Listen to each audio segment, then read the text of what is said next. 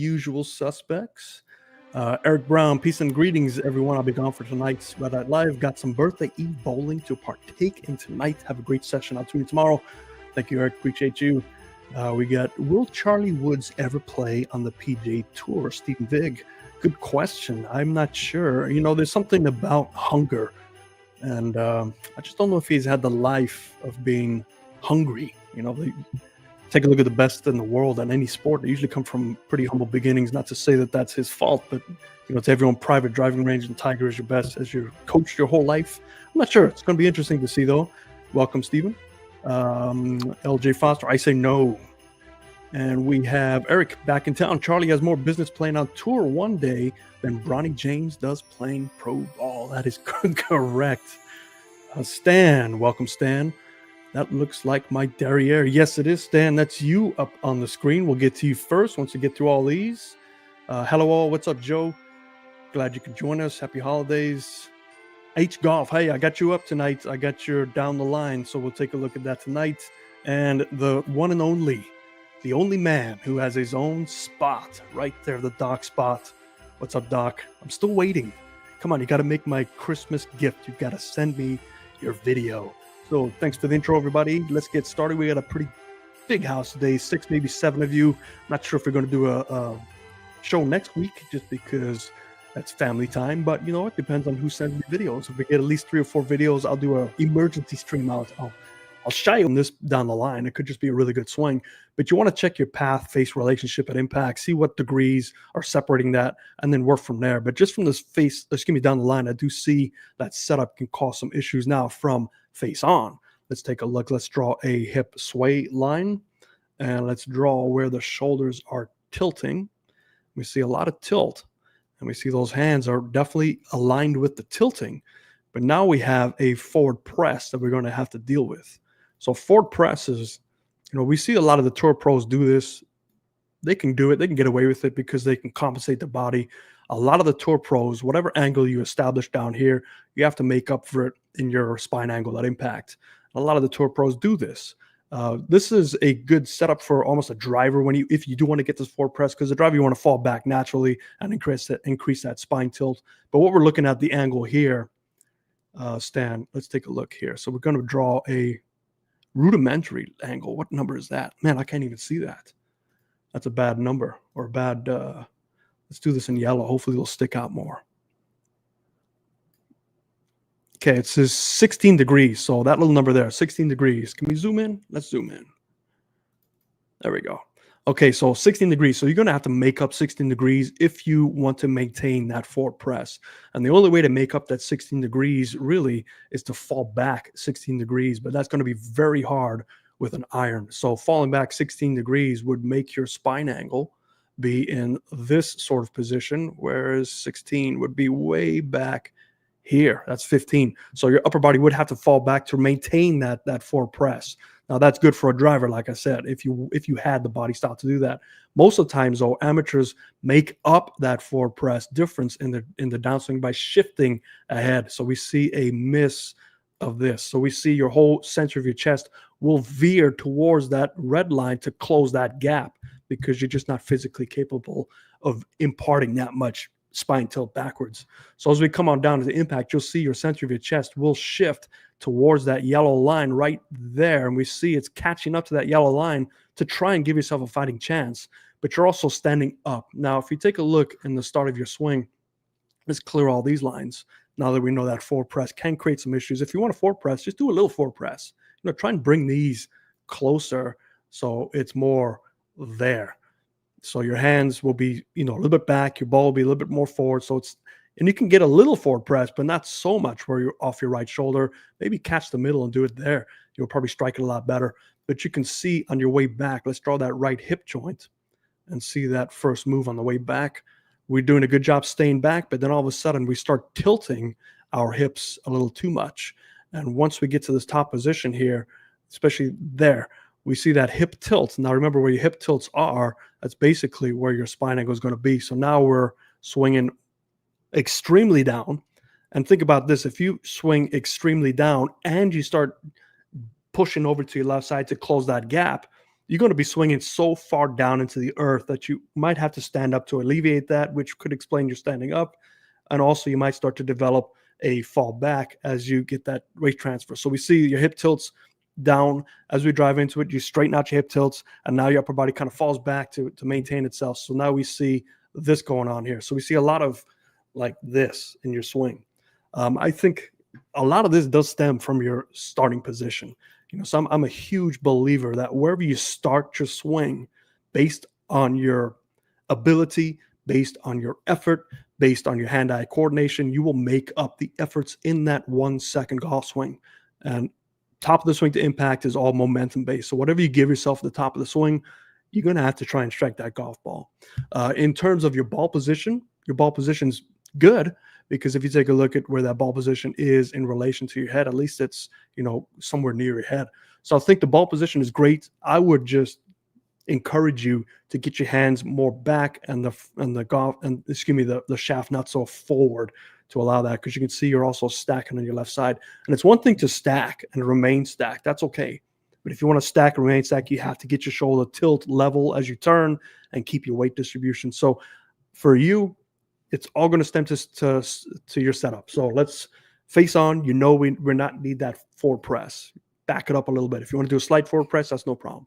From the down the line, you want to make sure you don't fall back. So it looks like you're very toe based in this starting position. You want to feel like your hips, your feet are more underneath your hips, so you don't have to tend to fall back. And then your very first part of your takeaway, you want to feel like your whole body's turning and the hands go slightly lower so they don't pull you out of posture. And by you getting pulled this way, your body has to sit back to counteract that motion. So give that a try. Obviously, it's hard to tell where you're aiming because you're going to a screen. But you definitely, if you do go practice, you want to make sure you choose a target for every swing that you have and then just go for that. You always have to look at your grip, alignment, setup, posture. Alignment and setup and posture are very important for you. Grip obviously dictates how much rotation you have. A weaker grip, more hands and arms. Stronger grip, more body rotation and tilting. So it really depends on your ability. But immediately what I see is a setup issue that can really help you just become more natural in your swing. So I hope that helps you. If you do have any questions, leave the comment down below. I'll get back to you later. Shoot me an email, whatever you want, and try and send me an update in about a month. It takes about a month. If we're practicing, do a lot of dry setups at the house in front of a mirror so you can kind of get an idea of what it should feel like. If it feels too natural, it's probably wrong, meaning it's not changing enough. You want to feel the extremes. You want to feel the complete opposites, because when you put that ball down, you're going to kind of go back to what you were used to. So you want to kind of meet yourself in the middle. So hope that helps you, Stan.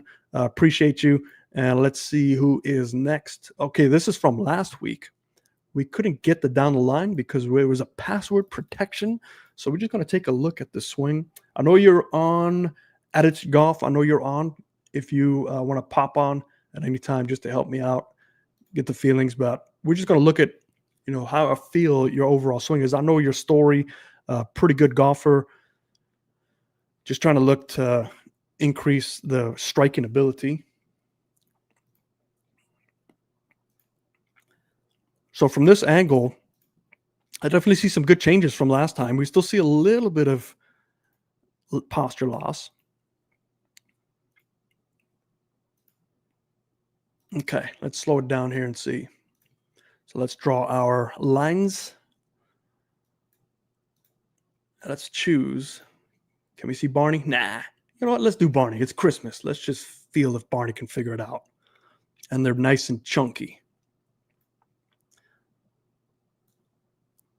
All right, so weighting is pretty good. Let's get that back brace line. Let's do this one in red. All right, weighting's pretty good. Club sucks in back a little bit, but your overall motion's good. Your tilting's pretty good. As you get to the top, there's a slight forward lean, so you get into your toes, and then we get kind of trapped on our toes a little bit, and a slight bit of posture loss. Not too bad, though. Yeah, it's definitely better than what you sent me your very first video. I would say, this disconnection for you you see that club gets back over here, could be pulling something out of position, and you have to fight that. This is all preferential, obviously. There's really good players that get the club below the plane, really good players that get the club above the plane. But if I know you want to play professionally. I know that's an aspiration of yours. I'd say if you want to try and venture into something, give yourself a little bit more spacing. Maybe straighten up these knees a little bit. So maybe back the feet up just ever so slightly, straighten up the knees so don't crash into it, impact. But this first takeaway, feel like that club is going to stay on this lower plane line much closer. If anything, maybe slightly higher. If you take a look at, the better players on tour, most of them are on that plane line or slightly above. Once it gets behind you, it starts to pull a weighting a little bit unusual. But you've developed. I mean, you can see your hands are able to make that club work, but it might just be a little bit too much manipulation to get to that next level. I know that you're stuck at this like 5-6 handicap range, and your ball striking does affect you in terms of your scoring ability. It puts you in positions where you're not. And obviously, course management can only get you so far. I mean, if you are a 5 handicap and you're limited to your shot styles and your shot lengths, it can only get you so far, course handicap. So let me see here. I've noticed ever since I've been keeping my height, the club is going deeper. I need to get wrist hinge with the snuff boxes. What's a snuff box? Let me see. Am I reading that right? Let me see here. With the snuff box. Can you tell me what a snuff box is? Remember, this is a Christmas show. It's a family show.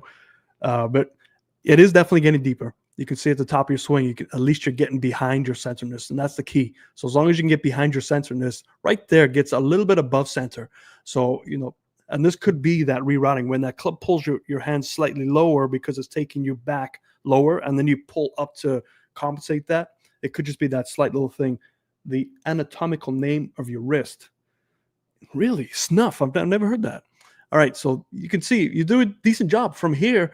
I know we talked about this before, that the arms, based on your triangle check, you would like them to go a little bit more down, because you can see that's where your triangle would like your hands to go. And they're already a little bit on that right side, and that comes a little bit steep, but that could just be because of that rolling. When you roll your club head, it is technically flatter than your arm plane. So you're actually playing that roll as well. And you do a good job right here. You can see it's in the slot. It's slightly steep. It's not too bad. And then you recover with that hand flip. So I think that first initial takeaway, if you tighten that up, it'll be a lot better for you. Stephen, snuff box. Snuff box is between the thumb and the base of the index finger. So you're talking about like this thing right here, that snuff box? Never even heard of that. Learned something new. Snuff box is going to be our new slogan. So hopefully that'll help you get that thing more connected. Now, what can help you with that is a good drill that I try and use to keep people connected more is with you grab a basketball, you grab a basket, anything you want. Just make sure your hands are separated and your thumbs are pointing up. So they're always going to be matching your spine angle. So if I go in and grip this and I go in and turn my spine and tilt, my thumbs are always going to be matching my spine angle. That'll keep that club head right on that lower plane line as you take it back. You definitely need a mirror. So make sure you can see, like, let's say this camera lens is a mirror, have its same position and just look on the way back to get that feeling, and then put a club in there and see if you can get that club to match your hands as you take the way back. I think it will help that little move at the top where you have to, lay that club off because it is laid off and your hands have to get higher to match that layoff. And then you pull down and you have to get your hands really involved to time it. So this is a very timing oriented motion. It's a good motion. It is going to limit you to a point, that 5, 4, 5, 6 handicap to really get from that 5 to, 2 or 1. Doesn't sound like much, but it takes a lot more fine tuning. So hopefully that helps you. Yes, people used to put snuff in that. Okay, I got it. That makes more sense. All right, so I hope that helps you. Let me know in the comments if you need further help, or my email. Just reach out to me. Next up, let's take a look here. Zoom in. All right, this is Phil. Phil, here's my swing from this week. Been playing quite well, but I've noticed my spin rate is too low. With irons, I only get 48 spin on a 7-iron. So not much stopping power. Also, I don't think I'm doing what you said last time. Well, I start with too much weight on my left leg, so then I shift backwards. Yep. Need to set up with more weight balanced between the feet. Any help would be appreciated. We have this. Yes, thanks. Keep on grinding. Gotcha. You know where to reach me. You know how to reach me. All right. So let's go straight to the down the line, because I think this one will really help see what we're talking about. And the spin rate, that is quite low. And I know we had the same spin rate issue last time, and I think we talked about this too.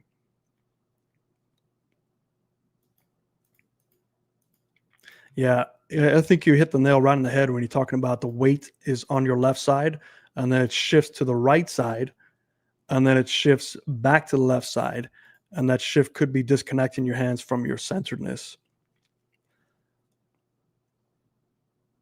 Yeah, and then you also settle too. So right when you get that shift, right, let's see if we can go right here. So there's a lot more shoulder tilt than necessary. When you have shoulder tilt, that's more, flattening out that attack angle, swinging slightly up. So I can see why it could be an issue with you. You definitely want to feel like that shoulder tilt is not as much, because you want to steepen your attack angle. If you take a look at the attack angle now, if we draw our circles, and it's all relative to your spine. So if we draw, your spine is pointing similar to there. So basically your path, you can see from this point on, it's more up, and that's basically where the center of the golf ball is in relation to your spine. So unless you have some sort of wrist hinge right now, and you can see you've released it, so you have to really store a lot of wrist hinge to swing down and then feel like you're going even further down with your body. So it doesn't really feel well. So we have to figure out, how do we flatten out your shoulders to allow that, attack angle. So let's do that circle again, and let's see if we can get you to be a little bit flatter with the shoulders. Even if it's like that, at least you will be swinging a little bit more steeper, if that makes sense. You're going to bring that ball contact closer and closer to you. Let me see. I pulled up somebody here. Let me see if I can get this. Okay, let's pull this up next to you. And for some reason, it flipped it to lefty, and I can't figure out how to flip it out. So forgive me, but he's not lefty, but we have to make do with what we got. I don't have enough time, and I don't want to risk ruining the show. Okay, so if you take a look at the centeredness, so this is where I think you're feeling. I think you need to feel more centered as you take that club back. And I know there's camera shifts in this one, so let's wait for the camera to shift. Okay, there's the camera shift. So right about there. So let's redraw where his head is, and we're going to see how steady his head is as he takes that. Where's the more camera shift? So there. I think the camera stopped shifting there. So look at this head. So his head's staying very centered over that golf ball. Right? And now he drives left, and the shoulder tilt is pretty relative. Right here, it's pretty straight. He gets that shoulder tilt to increase slightly, but as he strikes it, at least he's able to maintain his wrist hinge because he stayed centered, and he's not so busy moving right and left. And when you move right and left, that ball position, remember, when you move right and left, you're shifting your ball position too, relative to your center. So unless you come exactly where that ball position was as you're shifting left, you better throw your hands a little bit quicker to catch up that ball as it's shifting further back in your feet. And when you're doing that, plus you're increasing your tilt, now you're just basically sweeping the golf ball because you don't carry the angles down. So I think for you, you definitely need to feel like you're staying on that left side more. You want to almost feel like it's stack and tilt for you because you do move so much to the right side. So I don't think there's much other than just that initial takeaway, like you said in your email. So give that a try. Hopefully that helps you, and hopefully you're on. If you are on, let me know if that makes sense to you. But at home, just remember, if you do start to shift a lot, it is going to change your ball position. So it's a game of timing, and the timing involves many golf balls to be struck.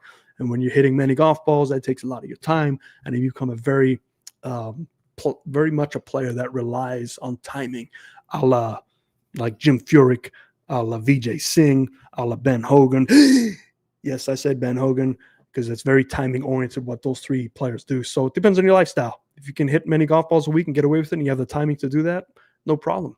But yeah, I think without confusing anything, let's give that a try. So you want to just get your head to remain where it is. So as you get that top of the swing, not so much weight shift to the right side, because then look at how much you move over to the left. And that's going to move your golf ball significantly back further right to where it is related to your tilt. And now you've increased your tilt as well, and you move the ball to the right, so you have to throw your hands sooner. You get disconnected already here. So it's a lot of disconnection, but it could be tied up a little bit. So weight stays on your left side, keep it left side, and just bump left, and just see if that helps you out. Let me know in the comments down below if you need help later on, or just reach out to me through email. Hope that helps you. Let me get a sip of coffee. How's everybody doing? All right, next up, Larry. Let me find Larry. Where are we? Got to go to one screen. Where's Larry? There's Larry. All right, Larry, let's get Larry's notes up. Great notes, by the way. Thank you so much. I appreciate all these notes. So basically, Larry just wants to go. Is this Larry? Yeah. No, this isn't Larry. Yeah, this is Larry. Is it? I think this is Larry. Yeah, Larry. All right, Larry, your notes, I didn't put them on there. That's why it's throwing me off. But basically, Larry sent us a video about a month ago. We gave him some tips. He had a big weight slide. We're going to take a look at it again to see if we see any improvements, anything that we can look at to see what we can do differently or push him on the right path for the next motion. So I know, Larry, you're up here. That's Larry. Larry, what's going on? Do you need help with your next step, or is this just like a checkup to see if things are getting better? Just let me know in the comments while we take a look at the swing.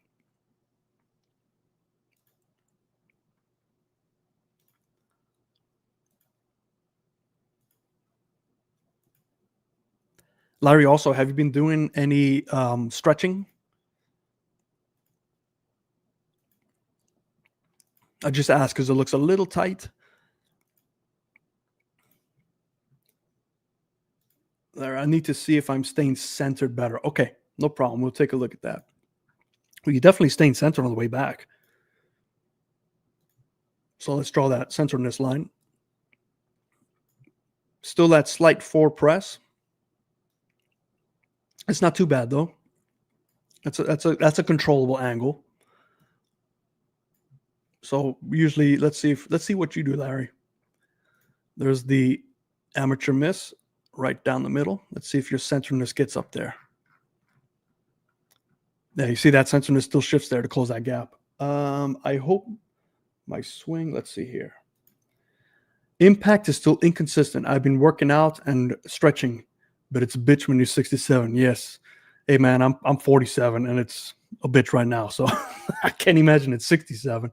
Yeah, anything, Larry, even if it's just sitting in the chair and just doing basic rotation, anything to get that rotation. Your lats, your hamstrings are the first one to go, and when your hamstrings get tight, you lose your posture. You stand up, you're not able to maintain your posture. So anything that will help you, even if it's a small bit. Let's see who's it. I hope my swing looks this smooth when I'm Larry's age. There you go, Stan. You hear that, Larry? And thanks. All right. So yeah, there's that slight compensation that you make. That's a normal compensation for amateurs. We can't make that pro compensation. We do get a lot of tilt, and I'll explain why we get a lot of tilt at impact, and it has to do with standing up. So Larry, to answer your question, you do a much better job of staying centered on the way back. You can see you're right there. I mean, that's really good. You don't move sideways at all.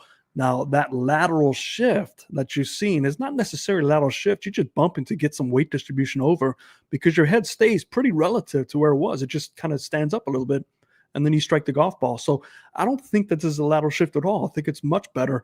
Now, in terms of why you stand up, that's obviously probably due to the lack of rotation. So at some point, you're able to stay in your posture here, and then right about there, your body says, hey, man, I just can't quite get the turn and remain in my posture. So let me help deepen my turn and stand up a little bit. And that's normal, right? Now, the weight shift left is due to the fact that you do have this forward press. And like I said, with the amateurs, we need to make up this room or else it's going to be very hard to strike the ball. And that's where we have to get some motion. So you see the center of your chest will go from the starting position to as you strike it, that center of the chest gets to that red line. And that's closing that gap. And I found that it's just halfway is closing the gap. You can't really close it all the way. So at least there, you still maintain a forward press, but it's half of your forward press. So I think if you can get rid of half of your forward press to start with, it would make things a little bit easier so you don't have to get so much over to your left side. So if this is where your forward press is now, and that's where your centeredness is, if you can cut that in half, now you're cooking. Now, if you get your forward press to there, you're still forward pressing it, but just alleviate that forward press just a little bit. So you don't have to move so much to the left side. Now, the reason why we get a little bit more tilted impact is because you kind of stood up. Your height raises up. So if we take a look at your head height, we go from here. I think that's your hair. Hopefully that's your hair. So we come on up. So we raise up a good half a head, and we don't really go down. We go down a little bit, but not quite enough. And right about here is where, the only way to get close to that golf ball is to try and add your tilt. Now, when you add some tilt, your hands get close to that golf ball. Plus, you're throwing your hands too to help make up for the height difference. So we have to elongate our wrists and hands to reach that golf ball. Because if we're in our posture, we can hold on to that angle a little bit more. So you can see that this is a good cause and effect video for anybody watching while you lose posture. Let me see what Larry says here. When I remove the forward press, it feels like my hands are behind the ball. Yeah, for sure. It is going to feel that way. Think about how long you've set up like this. So if we get you to here, how long have you been in this setup? Let's say it's many years. Because it's a stationary position, you have time to feel, you have time to think, you have time to observe. So even if you do this, it's not a back press, you're not, straightening it. It's still a forward press. We're just eliminating half of it. So even if it feels weird, just try to do half a ball at a time, like half a ball a week. Slowly introduce it to your system so you can get used to that and what it feels like to change over time. And eventually it'll be right where you want it to be. And you don't have to slide so much to use that forward press correctly. Okay, perfect. But other than that, Larry, I think you're doing a really good job. You're much more centered. I think if you really work on your rotation, that'll help you stay down a little bit longer. And even if we get you to stay down, a fraction of a frame every week, talk about 5 or 10 weeks from now, you'll stay down much more. Everything is slow, slow progress. There's no such thing as a fast swing fix. Specifically, somebody of your age that's played this game for quite some time, there's a lot of stuff that is just stuck in your habitual system that you have to unlearn. And a simple thing like getting that forward press to be not so forward press. If you think it's a back press, you can see why your body is just going to be, fighting you all the time. But just like we talked about a couple weeks ago or a month ago, whenever you sent the video in of how to practice correctly, a lot of dry swings, a lot of swings without the ball to get used to it, slow motion swings, use mirrors, use shadow work. I know it doesn't look like there's much sun there nowadays, but when you do have sun, turn around so the sun's your ally. Use the shadow work to see how much your body moves up or down, and try and stay in your posture with the shadow and feel where it's tight. And wherever it's tight, that's where you need to start to stretch. So if you get in the position and you see in the shadow that you start to raise up, stay in your posture and then turn more. And if all of a sudden you're very tight here, guess what I need? Guess what I need to stretch. If it's tight in your hamstrings, guess what I need to stretch. Use that as a signal to help you out. Let's see here. Rotation with the chest, not the hips. Are you talking about from top of the swing to impact, or what are we talking about here? Because I see the rotations, as good as you can do it. Definitely some rotation. And if you take a look at the down the line, let's see if we have some rotation here.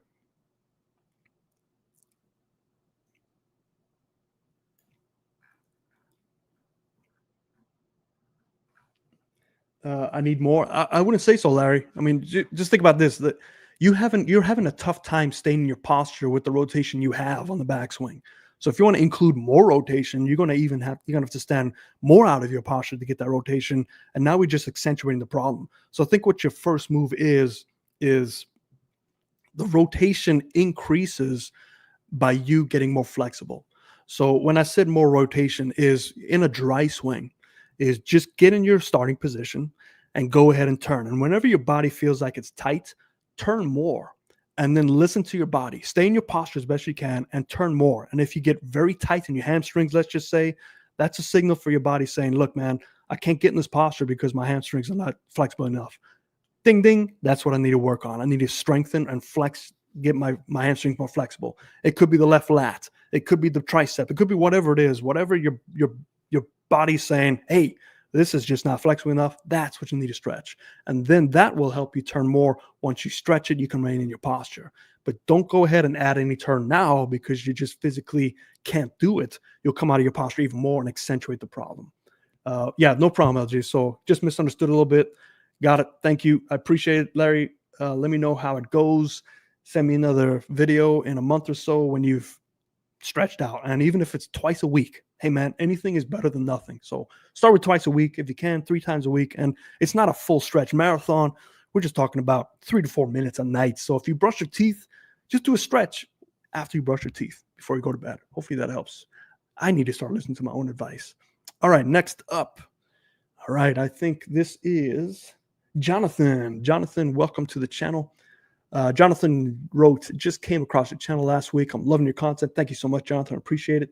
I've always felt so much of our golf swing is a reaction to our setup, and you reveal so much about that. I found an empty room at work. Perfect. Thanks to the divot board, I don't believe I disturbed the classroom below. You can use that carpet. That's a perfect prime carpet right there, that white one. Question for you. Does gripping up on the golf club influence one's swing at all? I'm 5'4" and I've grown comfortable gripping up on every club. Not at all. If you look at Anthony Kim, he grips, 3 or 4 inches, chokes down a club 3 or 4 inches, and he just bombs the ball. It's all a matter of comfort. It's all a matter, and it could just be pure coincidence he did that, or it could be because he felt comfortable based on his arm length ratio. So a lot depends on it, but there's no rhyme or reason why it should work. I think that people, if they do grip down an inch, they'll be amazed at how good they can control the ball. So I think you're doing the right thing by doing that. In general, looking at my swing, what might be the best areas to work on? Let's play this while we read this.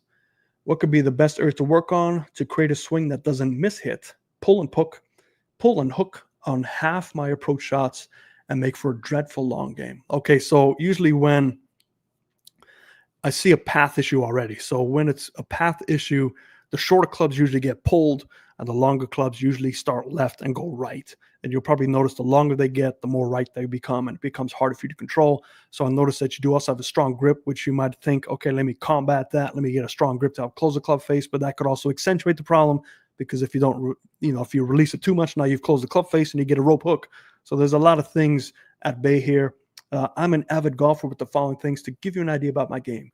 Been playing or practicing almost every day of the year for about 6 years. Currently a 9 handicap. Good pitching wedge shot carries about 125 to 130. Majority of my miss hits are pulls and pull hooks. There you go. With the occasional push. My good shots are often slow, slight draws with the occasional straight shot or hint of fade. For me, an average round, about half of my approach shots are miss hits, while the other half are pretty nice. Okay, so any help, we appreciate it. Okay, so we got to take a look at your setup first. And we take a look at this setup in the first move. I do see a lack of rotation right away. Your hands don't get deep enough, and now you're going to be steep all day long. So depth is very important in the golf swing. So for depth, if you want to look at where everybody at home should be at the bare minimum, it all comes down to your centeredness. So you have to figure out where your centeredness is. So if that's the lower plane line, LJA, thank you so much, man. I appreciate that. Appreciate that right there. It means a lot to me. That's going to go to some help to some kids down in Cape Flat, South Africa. So, Larry, appreciate you. And we take a look at where your spine angle is.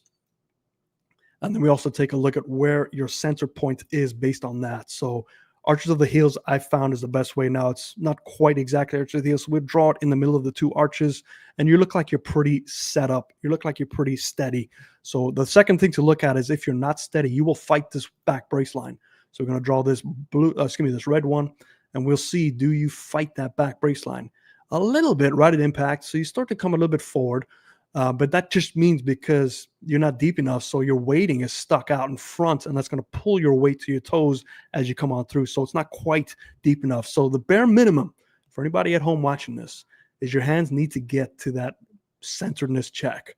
So you can see you're very steep, right? You're very out there. So unless you have a body pause and your hands have learned from the top of the swing to all of a sudden drop behind you and then your body turns, it's going to be very hard for you. So I've seen people with the swing work if they have that momentum shift. Hitting into a chalkboard really doesn't do anything. Hitting into a chalkboard, yeah, well, you got to admire the guy. This is what I would be doing if I was a teacher on my spare time. So if you take a look at the depth, so from this position, we take a look at the triangle check that you've established. So we have this triangle check. So your triangle now, even if it goes straight down where it needs to be, it's very steep. It goes even further out as you turn. So two things could be causing this. Not a lot of hip turn on the way back, which doesn't allow your arms to stay low enough on that lower brace line to get that turn, to get your hands deep enough. So depth would mean that you need to get to that purple line. The deeper you become, the better it becomes. So if you can get your hands to be here now, you're so much behind your body without disconnecting, you're going with that turn. It's a lot easier to drop in that lower plane line, because if you take a look at the distance between, let's say your hands are here versus here, look how much distance it is to that lower plane line versus this distance. It's a lot quicker to get to that lower plane line. So first things first is we've got to get your hands to stay a little bit more connected on that lower plane line. Now, does this come from your setup? I don't think so. I think it comes from a lack of turn. So if you take a look at your hips turn a little bit and then they just kind of fuzzle out. We also take a look at your shoulder tilt relationship. So we can see the shoulder tilt is starting to pull out of its posture early on. So when you pull out of your posture, you can also, raising your left shoulder can also raise your hands up as well to give you the illusion that you're turning, but they're getting a little bit too high. So if we can dip our shoulder back down to be perpendicular with your spine angle, and then just get these hips to enact a little bit more turn to keep you on that lower plane line to at least the midway checkpoint. So right where those two lines meet, that's kind of where I would like you to feel. So get that total compensation move. So feel like they're staying down there lower. You're going to feel like you're bowing down to the golf ball. You need to get those hips to turn a little bit more. And then at least you'll be in a fighting chance to, let's say we can get your hands to be here. Now we got a fighting chance to stay on plane and to get that club to drop, because from here to here it's just very steep. There's not much you can do from this position other than what you have done is strengthen your grip to try and fight that slice. But all that might do is accentuate the slice with the longer clubs, because you get your hands more involved. So does hitting with snow all over the ground. Yes, I think I prefer hitting in the classroom than snow. So from this point of view, definitely setup looks great. Just get those hands a little bit lower from the face on. Let's take a look here. All right, we got a big forward press. Let's see how we counteract that forward press. All right. Shoulders. Hands are pretty good with the shoulders, so we do have a big forward press. Now let's take a look. Yeah, not a lot of turn there. Definitely got to get more turn with the lower body. Upper body's doing pretty good, but lower body just freed up a little bit. Yeah, and you're closing that gap now. So the same thing that we see with the amateur error, we'll call it that. And it's not to say anything bad, but it's just the way it is. Again, this angle here. So let's zoom in and see if we can get a much better look at this angle. So basically what you're looking at, let's get a smaller line, is you're looking at this angle here. And this angle is 13 degrees, right? So if we zoom out now and try and get what it would look like at 13 degrees from your spine angle at impact, if you compensate correctly based on this setup, your spine angle would be back here at impact, right? So that is not a good spine angle to have at impact. It would look more like this. Sorry, mouse is playing havoc on me. So basically 13 degrees back would look like that to make that forward press work. That's not how you hit an iron. So you'd have to lean forward left. So what we see here is the middle ground is right in between these two. So we're going to draw a line. Let's get a thinner line. So we draw a line right in between those two. And that, I don't know, that might be too thin now, but hey, we'll make it work. So we're going to look at where that O is on your chest and see, does it get to that line? We see that jump over for sure. So look at that. So your centeredness finds that gap between them. And you can tell as you strike the golf ball, look at your upper body, it still falls over even more because it had to make up for that forward press. So forward presses, I know it makes sense to do it when you start to swing because you think that's where you want to be at impact, but the forward press should happen automatically if you start in a more neutral position and you just turn and tilt naturally. It's going to, remember, when you're tilting, you increase the tilt naturally if you get your lower body out the way. That increase in a tilt pushes your hands out in front. So if you increase your tilt, your hands are going to be out in front. So all they need to do is hold on to that angle, and there's your forward press. So it happens automatically. You shouldn't force a forward press. Now, you're going to say that, hey, there's guys on tour that do it well, but you take a look at the way they compensate and the way they hold their angles. They're different than you and I because they've been doing it for so long and they're able to do it. So again, let's get your forward press a little bit situated, because look at your ball position. Your ball position so far for your right ear, and you got this forward press. You de-lofting the club face. It's going to be a lot of manipulation to hit that golf ball. So let's square you up, get you a little bit more neutral. So if your hands can just be, where they are, just get those, that's where the hand is. Maybe the shaft, if you want a little forward press, just do that, because that's plenty of forward press. You can see you're not going to get that much angle. And even if you shut that angle down, it's okay. It's not going to be a slide back to shut that angle down. So that's number one. Number two is from this face on, you can see, watch that right hip. So right hip just doesn't even turn much in this first move. It's basically the arms just turning and trying to tilt around. And then right about here, you get a slight turn. I would say try and get a little bit more depth with the turn, the whole body. There's the top of your swing here. So we see the shoulder turn and the hip turn is not quite enough. So that could also stem from your ball position. Maybe you couldn't turn because that ball position is so far back that you had to be steep to get any sort of angle on the club. So a lot of this does have to do with setup, just like you said in your email.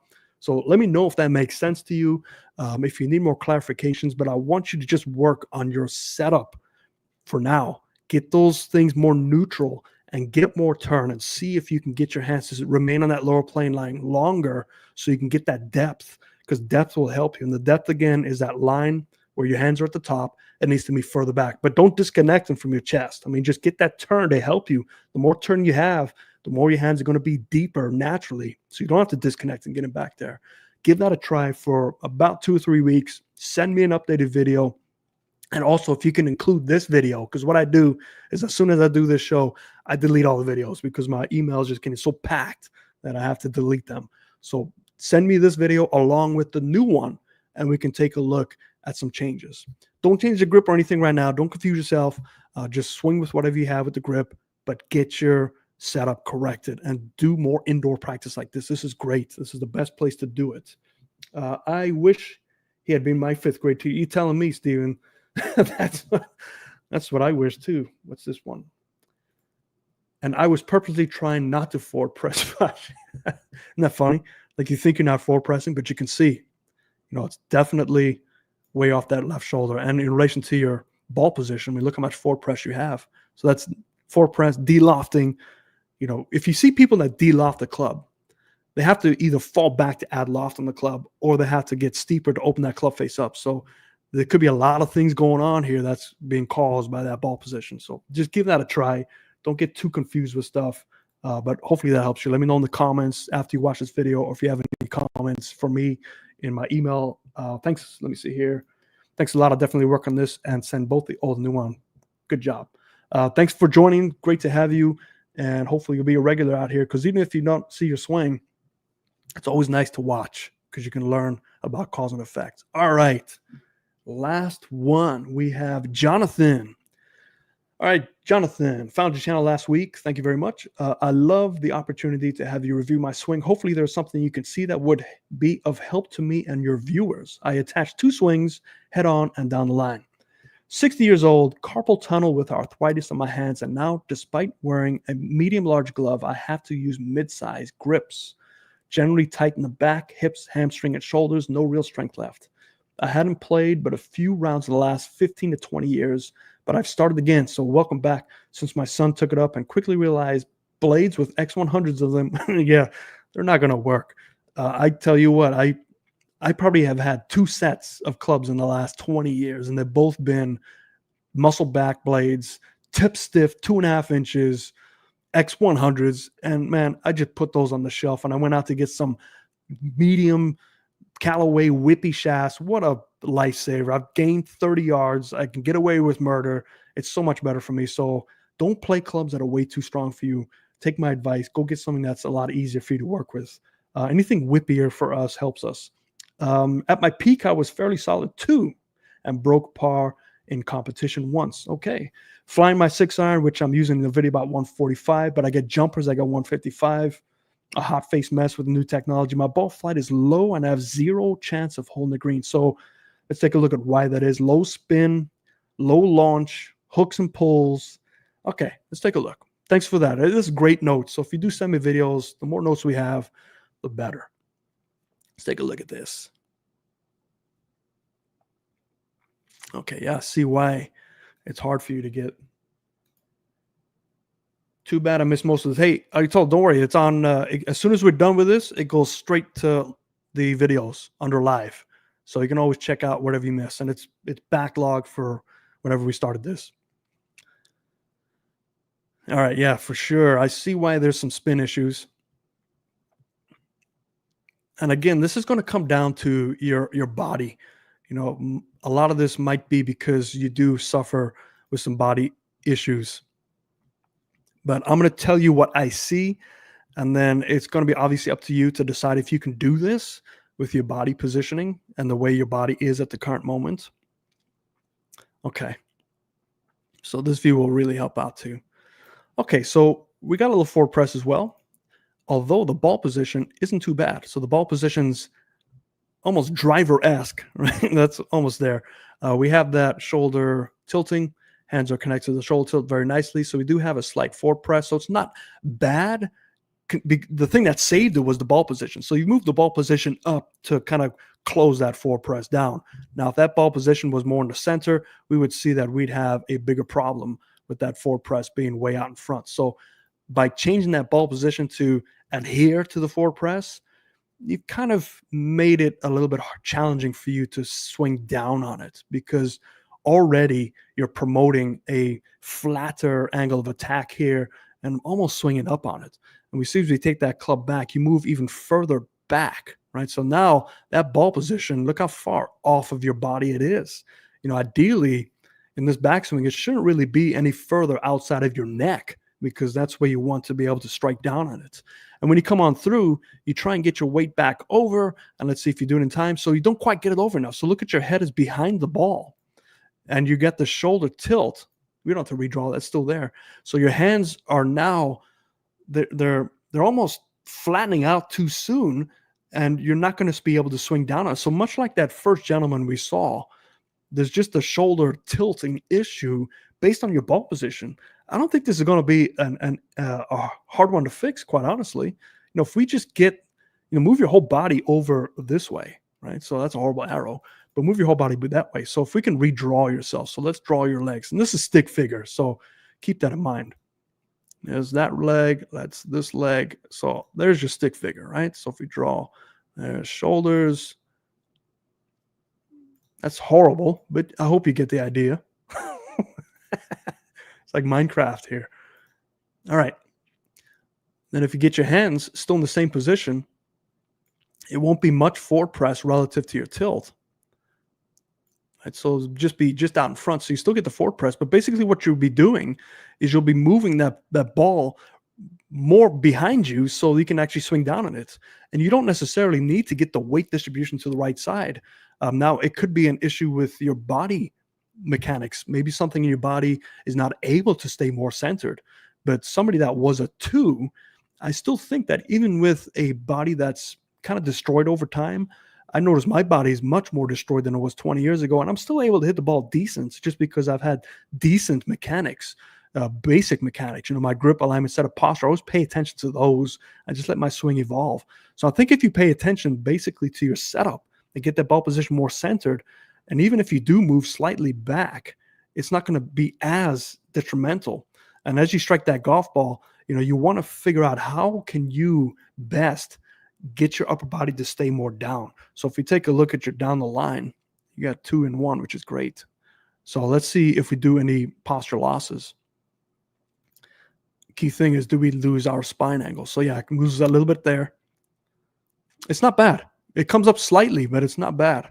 We can see the most of the coming up is right there. So it could just be, again, the way that your body is unable to stretch to keep you in posture. But you can always alleviate this. You can set up taller so you don't have to worry about maintaining your posture. Because here, your left shoulder, your right shoulder is coming out of its posture. You'd still like it to be fairly perpendicular to that. So in order to maintain that, maybe your body's not capable of it. It could also be because that ball position is so far on the right side that you do feel like you have to, engage that shoulder tilt. Let's see. Charlie Woods got his first hole in one today at age 15. I'm 71 and you have not had a hole in one. Yeah, my dad I think he was in his 70s too, and he had played golf for 55, 60 years, and he got his first hole in one, and it was all by himself. Nobody saw it. So technically, nobody saw a hole in one. He hasn't got one yet. So I think, Jonathan, if you just focus on any way that you can retain your spine angle. Now, there's two ways. If your body is physically capable of staying in your posture, that's great. Move that ball position more in the centered. Focus on getting your right shoulder to stay more down as you take that club back, and turn to maintain your posture. Because anytime you flatten it out, you're also not going to be swinging as steep as you would like to hit down on the golf ball. So shoulder tilt plays a part in this. But if you're not able to stay in your posture, maybe address your posture so it's a little bit taller. So then you can stay in your posture, so you don't have to, manipulate the shoulder tilt, because that's one extra thing that you have to, retime on the way down. Secondly, move that ball position more further back, and don't enact as much forward press. Just sit more naturally and think, weight as you take that club back. Think most of your weight still ahead of that golf ball, because you want to kind of keep it slightly ahead for you. So you make sure you cover the golf ball with your shoulders and strike down on it, and that should increase your launch angle. Should increase your spin rate. Your angle of attack should be more descending. So maybe those numbers will start to shoot in the correct way. But I hope that helps you. I hope that didn't confuse anybody. But that is everybody for now. But I appreciate all your support. If you do want a live stream next week, right now I'm not planning on it. But obviously I can't not turn people away. So if I get enough, let's say we get 3 students, that's my goal. Okay, so 3 students will have a show. If we don't get 3, everyone's in the holidays, we'll just postpone it a week. We'll see you in 2025. But if you need an update, let me know. If you need me clarifying this stuff, let me know in the comments. Shoot me an email. Everybody's got my email here. But I hope that helps everybody. If I don't see you next week for the show, have a great Christmas. I was intentionally, let me see here. Oh my God, I was intentionally moving back off the ball and trying to make a bigger move. Yeah, you don't need big moves when you're trying to hit an iron. Remember, irons, we have many irons to hit them different distances for us. We don't need length. We just need consistency. So for you, try and stay more centered, move that ball position slightly back. Larry, thank you so much. Merry Christmas. Same to you. Joe, appreciate it, Joe. Appreciate you guys. Love you guys. I will see you in 2 weeks, maybe next week if we get enough. But other than that, Merry Christmas. Have a great holiday. Be safe. Stay out of the cold. Plenty of dry swings, indoor practices, mirror work, and don't fall in the YouTube rabbit hole and use tchotchkes. See you guys.